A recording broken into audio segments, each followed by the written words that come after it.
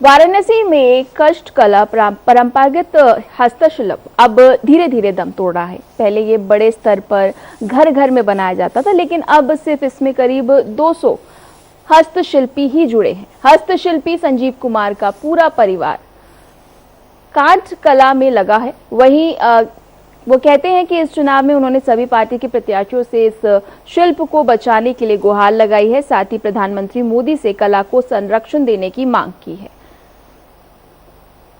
तो लगातार जिस तरह से देखा जा रहा है, कोविड काल में भी हमने देखा कि किस तरह से जो बिजनेस हैं, जो छोटे बिजनेस हैं, जो हैंड वर्क है, उसको किस तरह से एक सेटबैक मिला है। लेकिन प्रधानमंत्री की वोकल फॉर लोकल की मुहिम में कितना इन कलाओं को बचाया जा सकता है, इनका संरक्षण किया जाता है, इसी उम्मीद से ये जो वाराणसी के हस्तशिल्पी हैं, ये एक उम्मीद लगा रहे हैं और लगातार प्रत्याशियों से मांग कर रहे हैं कि इस कला का संरक्षण किया जाए।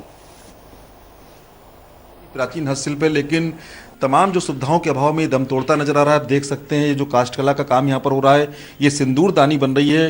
ये लकड़ी में सिंदूरदानी बनती है, तरह तरह की सिंदूरदानी यहाँ बनाई जाती हैं। और इससे पहले यहाँ पर खिलौने बनते थे, लेकिन खिलौने अब बनने बंद हो गए हैं। तो संजीव कुमार जी हैं, इनका पूरा परिवार इस काम में लगा हुआ है। बहुत प्राचीन समय से काम चल रहा है। संजीव कुमार जी कब से काम कर रहे हैं? आपके कितनी पीढ़ी की काम कर चुकी है काष्ठ कला का? हम लोग इस समय 3 पीढ़ी से काम हो रहा है।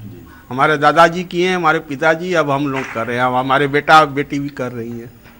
ये काम जो है, पहले आप खिलौने बनाते थे, पिछली बार हम आए थे, खिलौने आपने दिखाए थे हमको। इस बार आपके खिलौने नहीं बन रहे हैं, क्या कहना है? खिलौने इस समय नहीं बन रहे हैं। आज 4-5 साल पहले बनता रहा पहले से, अब 4-5 साल से नहीं बन रहा है। वजह क्या है? वजह ये है कि कारीगर जो बनाने वाले थे अब वो गुजर गए।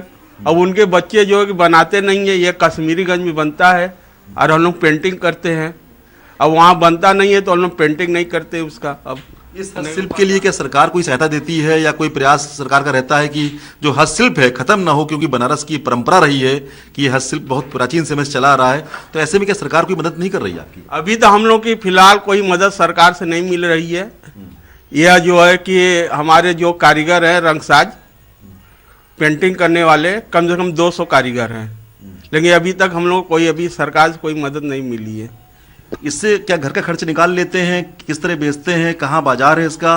कैसे घर का खर्च निकालते हैं आप? अब हम लोग मजदूरी करते हैं, हड़ा सराय, विश्वनाथ गली, यहीं पे हम लोग लोकल का जो है माल लिया कर रंगाई का काम करते हैं। इसका खर्चा बहुत कम मिलता है हम लोग का, मजदूरी तक मिलता है और कुछ मिलता तो है नहीं। अभी चुनाव आ गया है। चुनाव में अगर देखा जाए, किन मुद्दों को लेकर आप चुनाव में वोट डालेंगे? और इसके लिए क्या काष्ठ कला के लिए भी कुछ मांग की है आपने, जो प्रत्याशी आते हैं? मांग हमारा यही है कि हम लोगों को जो है कि सुविधा मिले काम करने का। और मोदी जी से, योगी जी से हमारा ये निवेदन है कि हम लोगों का जो है, जो गरीबी स्थिति है उसको सुधार में कुछ कार्य करें हम लोग के लिए। हम लोग यहाँ पर 200 मजदूर काम करते हैं, कारीगर। ठीक तरह पैसा भी नहीं मिल पाता है, कायदे से पैसा नहीं मिल पाता है, जो मिलना चाहिए वह नहीं मिल पाता है। तो एक समय जो काष्ठ कला का जो हस्तशिल्प है, बहुत ही नायाब हस्तशिल्प माना जाता था और काफ़ी लोग इसमें शामिल थे। अब 200 मजदूर बचे हैं जो इसमें रंगाई करते हैं, काष्ठ कला का पूरा उसको बनाते हैं, लकड़ी काट के बनाते हैं, सिंदूरदानी बनाते हैं। पहले खिलौने बनते थे। मेरे साथ में और भी हैं लोग हैं, इनसे जानेंगे कि आप भी काष्ठ कला